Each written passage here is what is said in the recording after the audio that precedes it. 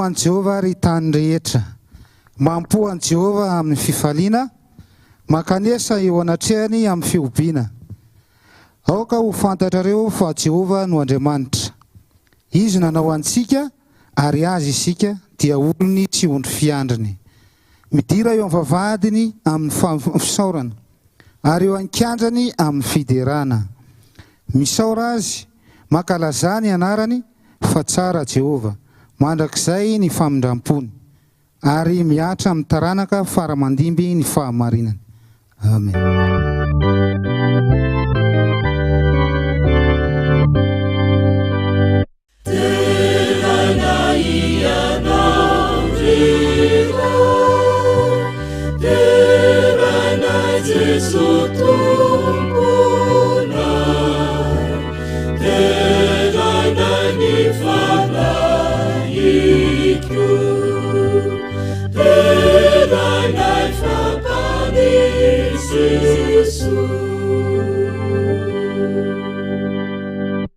Andriamanitra masina sy tsara indrindra rany amin'ny alalan'i Jesosy Kristy, tonga amin'ny fotoana izay enona ny teninao izahay.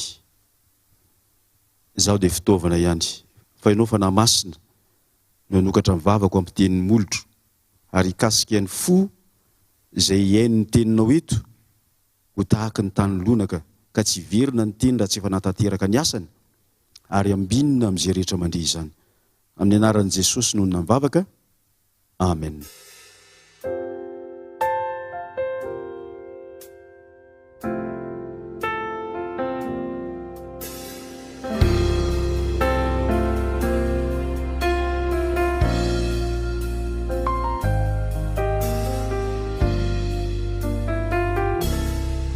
Amin'ity sabata manokana ity, voalohany dia isaorantsika Andriamanitra dia miarabanao amin'ity sabata manokana ity.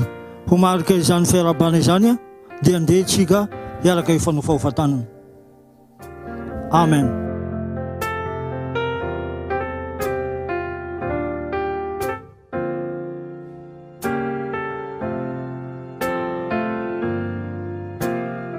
Izao tsika dia hanao hira fiderana, laran-kira fa 720.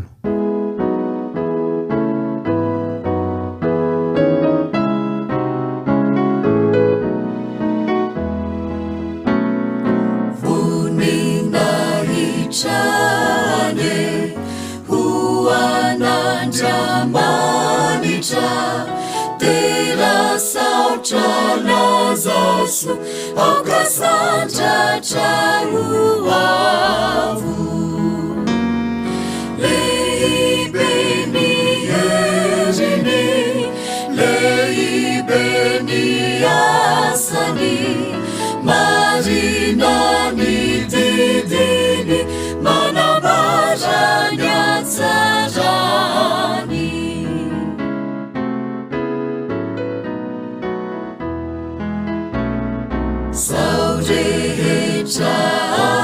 Ariza makatuni tenini kamirinja sueri baidejani bari heni enyandani cha marusi mamiracha ni eti antanikyo sesena sadikantu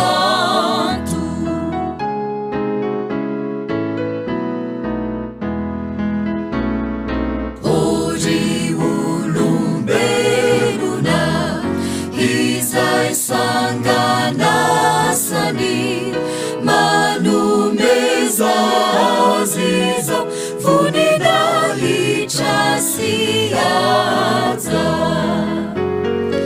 ianau nusambacha nutaini fachacha tianira urikyu bauvula menatsara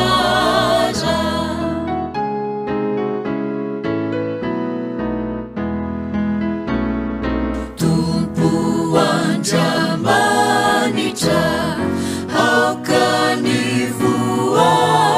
mantra ilay fomandrak'iza ankalazanao hatrany eny fitiavanao sy ny famindramponao vonina itroanao tena lehibe Jehova.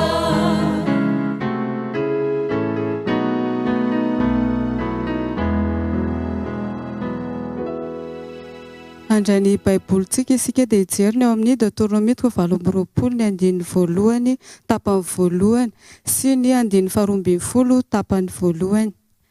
Deutéronomie 20:2 tapany voalohany sy ny 2:20 tapany voalohany. Ovakitsika ny teny amin'ny anaran'i Jesosy. Raha mihaino tsara ny feon'i Jehovah Andriamanitra ianao ka mitandrina anaraka ny didiny rehetra izay andidiko anao anio. Hovoain'i Jehovah ho anao ny lanitra, tranon'ny fitehirizan-tsoa. Ho tahinany ny teny asoantsika tsirairay avy. Amen.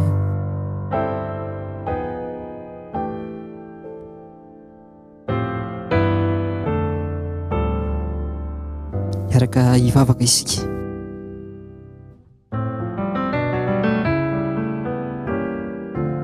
Misaotra Tompony amin'ny fitahiana rehetra izay nomenao indray. Ahafahanay mahatratra izao sabata masina izao, sabata manokana izay ahafahanay mandray ny fitahim-panava aminao ihany koa, izay orinesinay ao anatin'izao sabata izao. Misaotra ny amin'ny teny izay nalefanao, izay ainao amin'ny mahazo azy ary fahasalamana ho an'ny nofinay rehetra. Dia matoko Tompo fa anala ny fo vatonay ianao ary ametraka fonofo ahafahanay mandray izany teny izany ary isiako ny eo amin'ny fiainanay tsirairay avy izay mandray izany teny izany. Ny teny izay horaisinay amin'ity sabata manokana ity. Ka dia mitenena Jehova fa vonina ihany izay mpanomponao satria aminarinao angatahana ny zavaka izany. Misaotra iray malalo.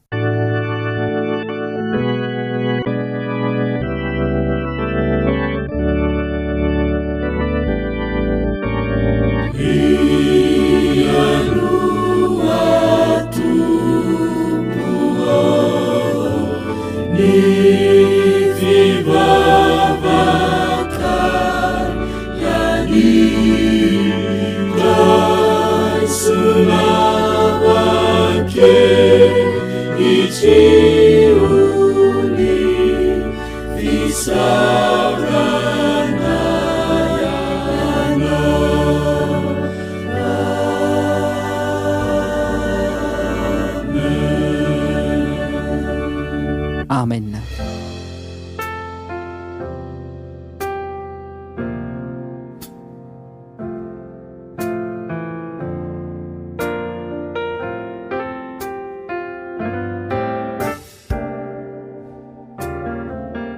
Zao tsika dia tonga eo amin'ny fanatitra sy ny ampahafolony ka mangataka antsika mba hanokatra ny izay efa nomantsika ny aposy ary hivavaka mangina isika.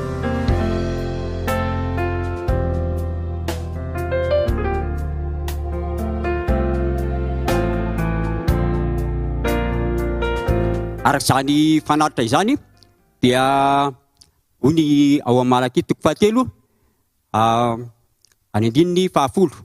Entinareo ny 10 karena mba ho hatramo fireketako ary izaho toetra amin'izany aho dia hovoako ny lanitra midanadana dia ampidinako fitahiana manana ampiampy ianareo ary indrindra amin'izany dia inona tsy tokony alala tanana ve tsika ny amin'izany satria Andriamanitra dia efa nanomana manokatra ny lanitra ho antsika tsirairay avy ary indrindra ihany koa tsy hoe mamorona isika fa efa nomen'Andriamanitra fa ny angatan'Andriamanitra amiko sy aminao dia ny mamerina fotsiny ka izay indrindra no anentanako antsisa ahatonga antsika mba amerina ny ampahafolony sy mifanatitra. Hoy ny ao amin'ny Korintiana 2:7 ny 9:9 ny manome ampifaliana no tian'Andriamanitra dia izay indrindra tsy hoe teherena zany zasy ianao fa tokony hatsapantsika tsirairay avy fa mba ahalala tanana eo amin'ny fanompona an'Andriamanitra. raha eo fifalianao anay no midera sy makalaza ny anaranao satria mbola amenao tombontsoa lehibe indrindra zay. Afaka mamerina ny ampahafolony sy mifanaritra zay efa nomenao anay hatramin'iny eneman'iny ka nandritra an'ity enema ity dia fifalianao anay no misaotra sy midera ary makalaza ny anaranao satria mbola afaka manao an'izany zay tsirairay avy ny voninahitra aneo anao rery ihany. Sotra tompo. Amen.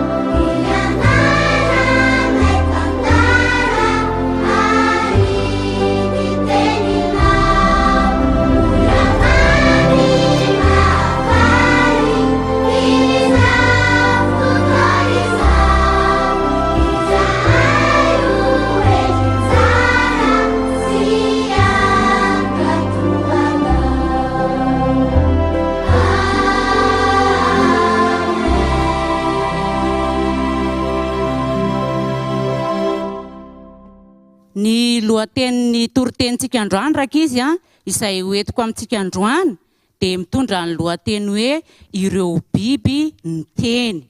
Ahoana hoe rakizy? Ireo biby niteny.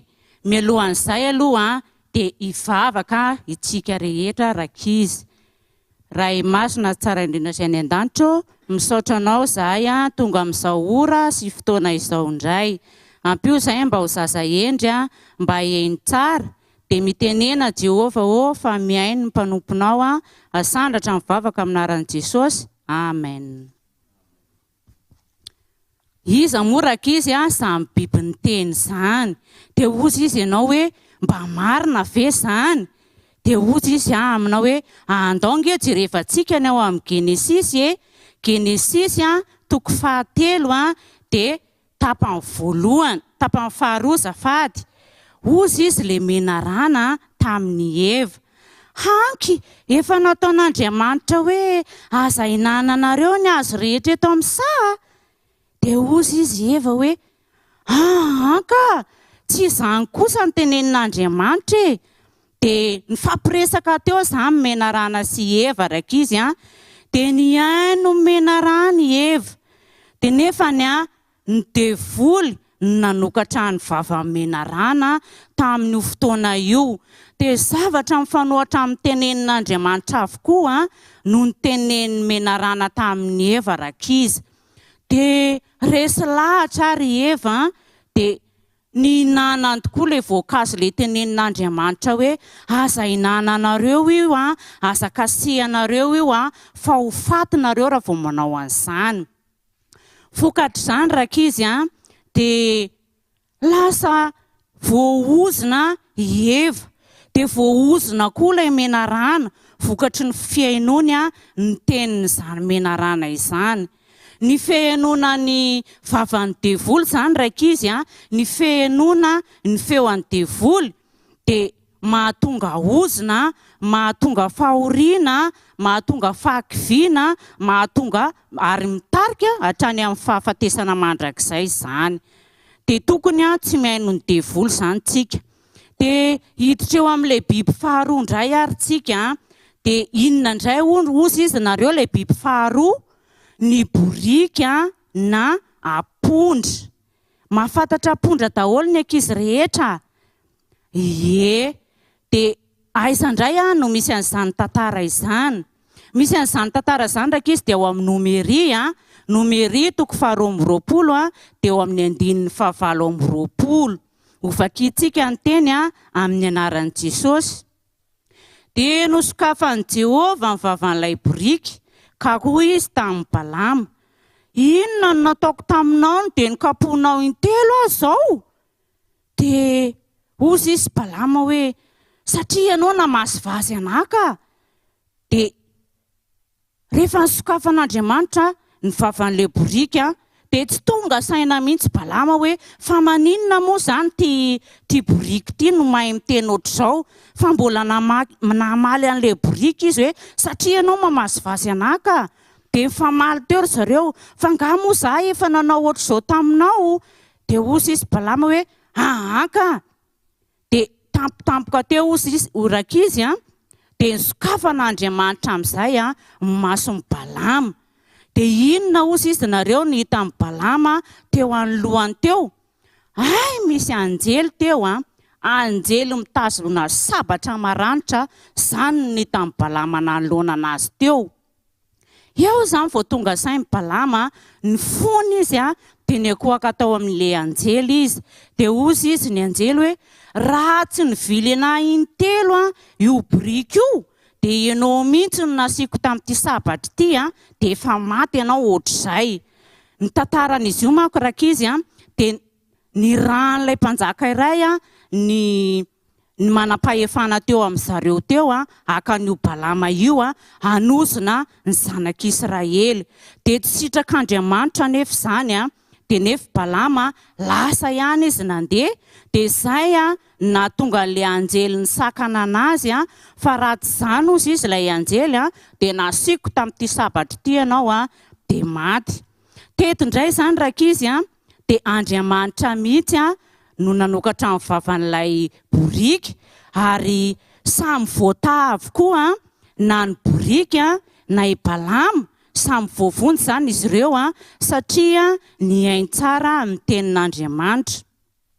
Dia isika koa raka izy manoloana ny zavatra ataontsika, ninona ny zavatra ataontsika izany dia tokony hanao an'Andriamanitra ho lohalaharana mandrakariva isika. Dia amin'izay isika voaharo amin'ny loza, tsy mahazo antsika ny loza rehetra satria amin'izao fiainana izao dia feno loza naiza tany alehantsika.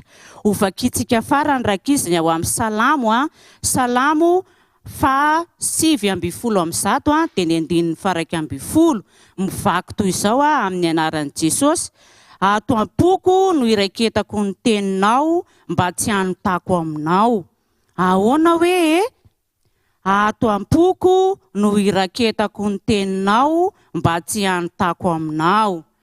Dia mila miaino ny tenin'Andriamanitra mandrakariva zany tsika rakizy dia amin'izay tsika tsy tratry ny loza. Dia ho an'Andriamanitra irery ihany ny voninahitra. Ho amaranantsika anazy zany dia hivavaka tsika. Raha inay masina tsara indrindra izay ny an-danitra, misaotra anao indray zahay satria nomenao an'ireo tantara an'ireo biby anankiroa ireo dia ny tantara mena rana sy ny tantara boriky zany. Inga ny Andriamanitra mba hiteny aminay hanokatra ny vavanay tahaka ny nanokafanao ny vavan'ny boriky izahay. Dia anaraka ny sitraponao zahay hiaino ny teninao mandrakariva zahay. Tononona ny vavaka sy asandratra amin'ny anaran'i Jesosy. Amen.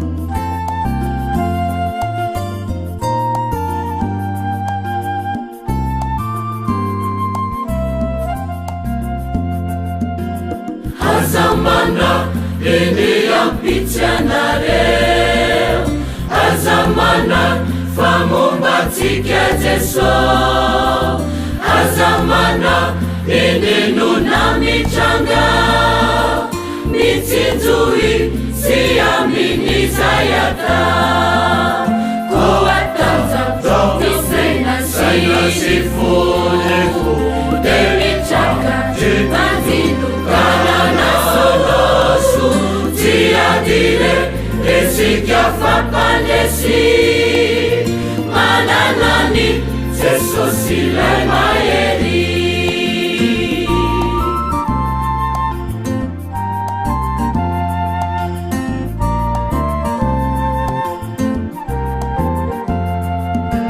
Nadi mama kiala mikitruka nami teti havona mi dezabe farukufoni laiteni manawe hai maitsu umeni anjiaku Kuatanza tisaina sifuneku demichaka manzinu kanana sonosu tiadire esikafapandesi mananani sesosilai maeri.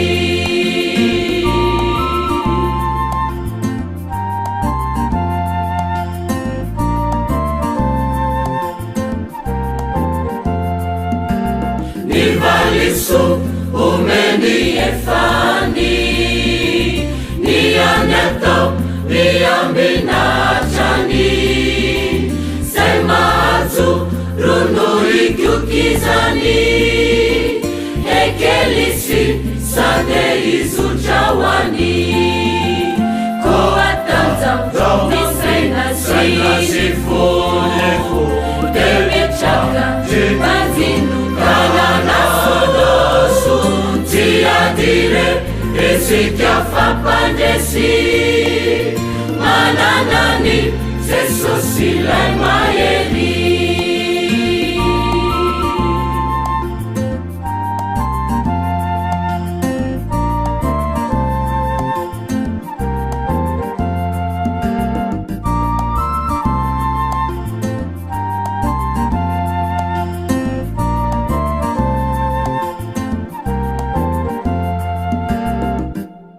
Tonga eo amin'ny fiainona ny tenin'Andriamanitra isika ary dia manasantsika aneo fahalianana ny amin'izany tenin'Andriamanitra izay fampizarantsika eto izany. Taona vitsivitsy lasa zay dia nalaza ny fampiasana ilay fomba fitenenana hoe misy miaino. Mino aho fa maro amintsika zay miaino, ary ianao zay miaino io no efa mba nampiasana zany fomba fitenenana zany koa rehefa misy olona iresahana ka tsy maneho fahalianana aminao zay miresaka aminy. Ka raha tonga amin'ity fotoana zay enotsika ny tenin'Andriamanitra ity isika dia hoy ny tenin'Andriamanitra amin'ny Salamo 5:7 hoe mihainory oloko fa hiteny aho. Ary mafisy ny Samuel 2:7 hoe famojanona kely ianao ilazako ny tenin'Andriamanitra aminao. Ko ao anatin'izao fotoana izay natokana hinona ny tenin'Andriamanitra izao, andeha ho ajantsika ny zavatra rehetra fa hifantoka amin'izany fianona ny tenin'Andriamanitra zany isika. Na dia efa nivavaka isika teo dia manasanao mbola hiara-nondrika ny lohantsika hivavaka. Sotranao zay Andriamanitro satria alefanao ny teny ahasitrana anay, anitsy ny diso hitaiza amin'ny fahamarinana ary anamafiorona ny finoana. Dia mbola mangataka anao hatrany fanahy masina, sokafo ny molotro mba hiteny ny sitraponao ary kasio ny molotra ny fonay mba ho tahaka ny tany lonaka andry ny teninao. Amin'ny anaran'i Jesosy, amen. Raha iverenantsika le vaky teny eo amin'ny Deutéronome 20:20 tapany voalohany sy ny 2:20 tapany voalohany teo dia zao ny vaky ny teny amin'ny anaran'i Jesosy hoe raha mihaino tsara ny feon'i Jehovah Andriamanitrao ianao ka mitandrina anaraka ny didiny rehetra izay andidiko anao anio, dia ho voan'i Jehovah ho anao ny lanitra, tranony fitehirizan-tsoa. Averiko ndre mandeha amin'ny anaran'i Jesosy. Raha mihaino tsara ny feon'i Jehovah Andriamanitrao ianao ka mitandrina anaraka ny didiny rehetra izay andidiko anao anio, dia ho voan'i Jehovah ho anao ny lanitra, tranony fitehirizan-tsoa. Raha raitsika izay fanambarana amin'ny Deutéronome 20:20 sy 2:20 zay dia rehefa miteny Jehovah ka mihaino tsara ianao, mihaino tsara isika ka mitandrina zay zavatra teneny amintsika, dia ho voan'i Jehovah ny lanitra. Ary voalaza amin'io Deutéronome 20:20 fa izy hoe io lanitra io izy dia tranony fitahirizan-tsoa, trano fitahirizan-tsoa. Ny ao an-danitra ao zany dia tranon'Andriamanitra ary tsy misy afa-tsy zava-tsoa no tehirizan'Andriamanitra ao amin'io tranony io. Ao amin'ny Jakoba 1:7 dia zao ny vaky ny teny amin'ny anaran'i Jesosy. Jakoba 1:7 ny fanomezan-tsoa rehetra sy ny fanomezana tanteraka rehetra dia avy any ambony ka midina avy amin'ray ny fahazavana. Indrina izy zany atsaran'izany fanambarana zany izy hoe fanomezan-tsoa rehetra, ny fanomezana tanteraka rehetra ny ao amin'ny tranon'Andriamanitra ao ambony ao an-danitra io zany izay misy toeran'Andriamanitra, dia hoy izy hoe ny ao dia fanomezan-tsoa, ny ao zavatra rehetra dia fanomezan-tsoa ary fanomezana tanteraka. Dia hoy le Deutéronome teo hoe ho voain'i Jehovah ho anao izany lanitra fitehirizan-tsoa, fitehirizana fanomezana tanteraka izany raha mihaino tsara azy ianao. Ahoana ary ny tokony ataontsika mba hatanteraka an'izany ary mba ho voain'i Jehovah aminao, ho voain'i Jehovah amiko, ho voain'i Jehovah amintsika io lanitra fitehirizan-tsoa, fitehirizana io fanomezana tanteraka io. Rehefa jerevana amin'ny Baiboly dia misy zavatra anankiroa ahafahantsika mamoha io lanitra io ka hidinana izany fanomezana soa sy tanteraka izany eo amiko sy eo aminao. Voalohany dia ny vavaka. Jery ohatra anankiroa ao anatin'ny Baiboly tsika maneho an'izany, nanao fanandramana an'izany ireto olona ireto. Voalohany dia Stefana.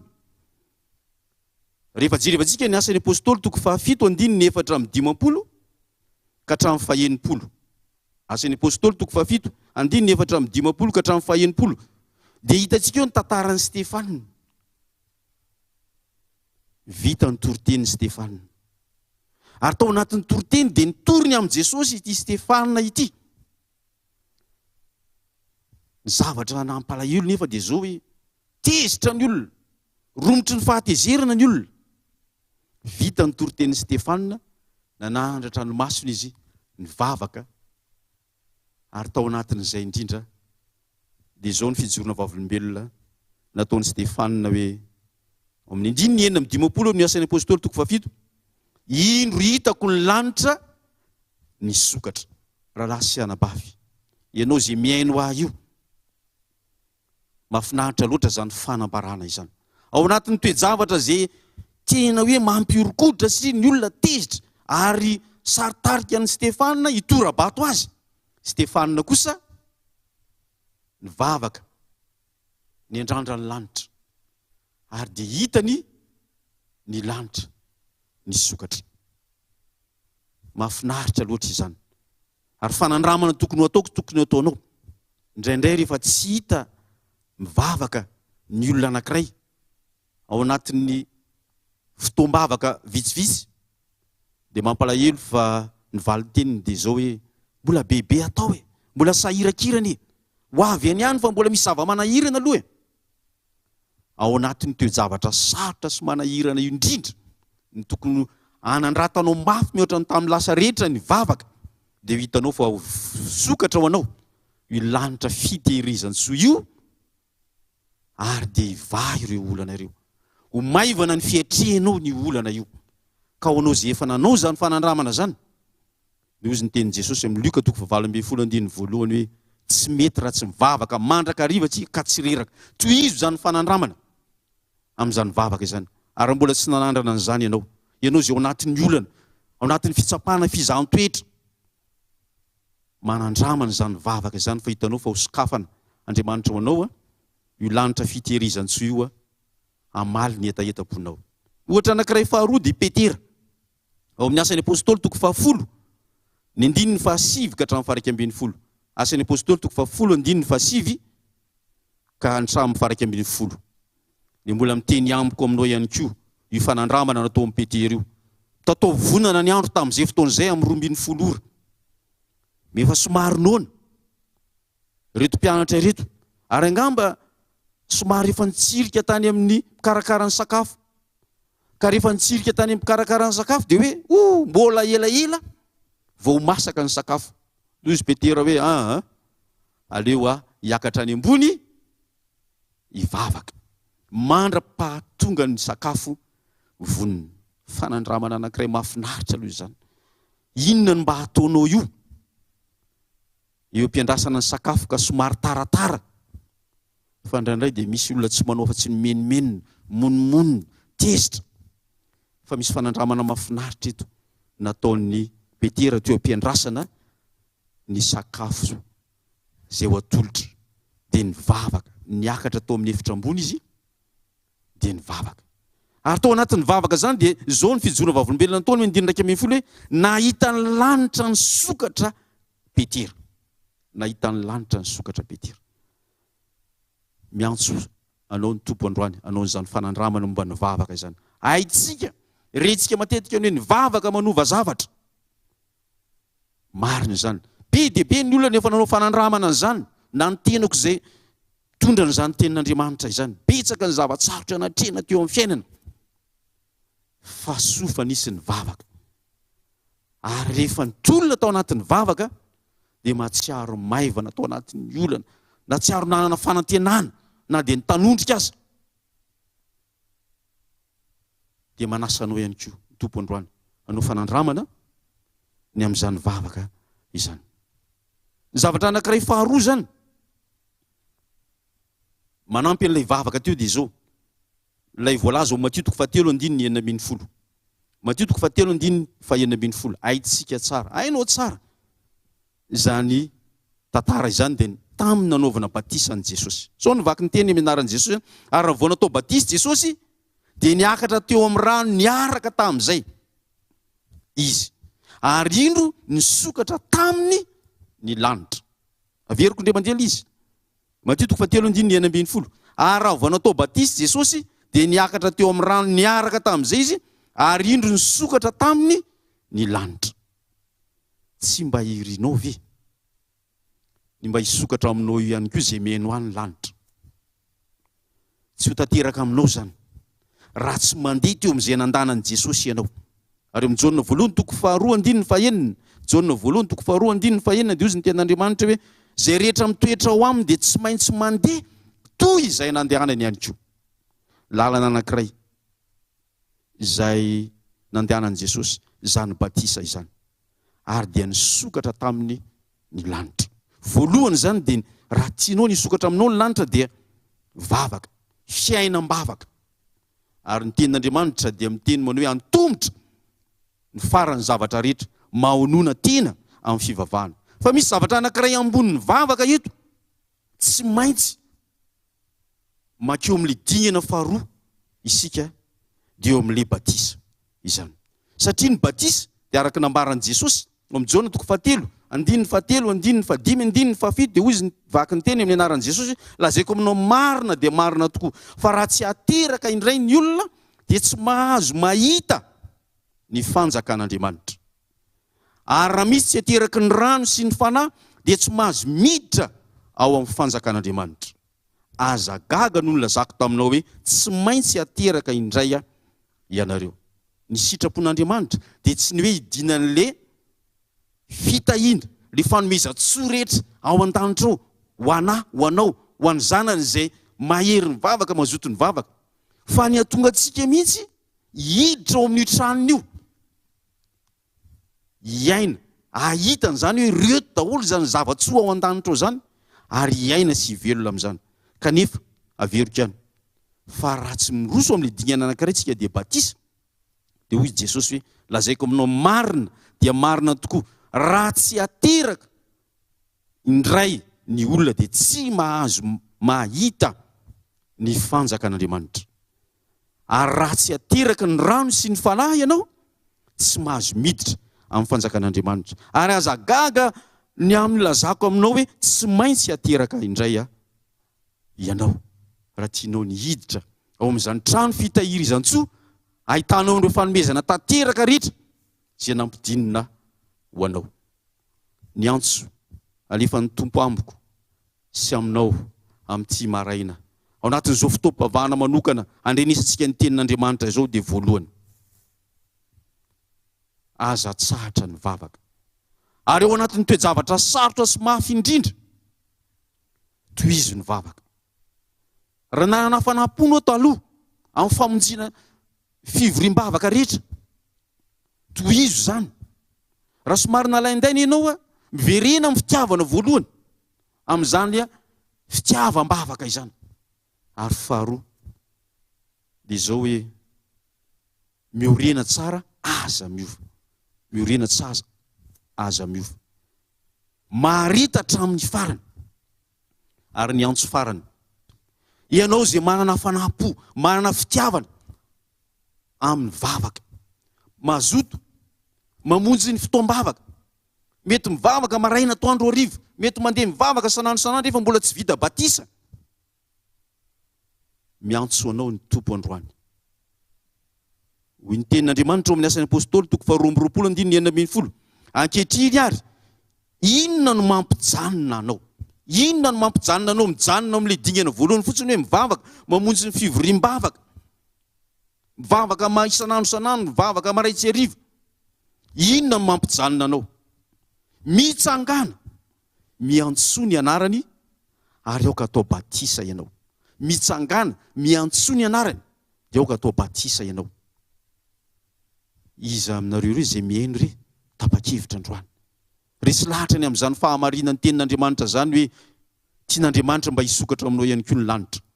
Ary tsy hisokatra aminao fotsiny idinan'ireo fitahiana sy fanomezana tanteraka, fa hisokatra aminao ka amin'ny fotoana izay ho iavian'i Jesosy tsy ho ela intsony amin'ny raha lanitra, dia hisokatra ihany koa io lanitra io ho anao, ary dia hiditra ao anatin'izany tranon'Andriamanitra fitehirizan-tsoa zany ianao. Tompony hikasika ny fonao amin'ny alalan'ny fanahy masina, manapa-hevitra fa ny toe-javatra rehetrarehetra mitranga sy miseho ankehitriny dia mampiseho fa andro farany izao fotoana tokony hanapa-kevitra ary aza mangatakandro itsony mba ho ankonana feno isika hiditra ao anatin'izany fanjakan'Andriamanitra zany a samy ahitany lanitra isokatra avokoa dada neny a zoka izandry. Voninahitra ny ho an'Andriamanitra irery any. Amen.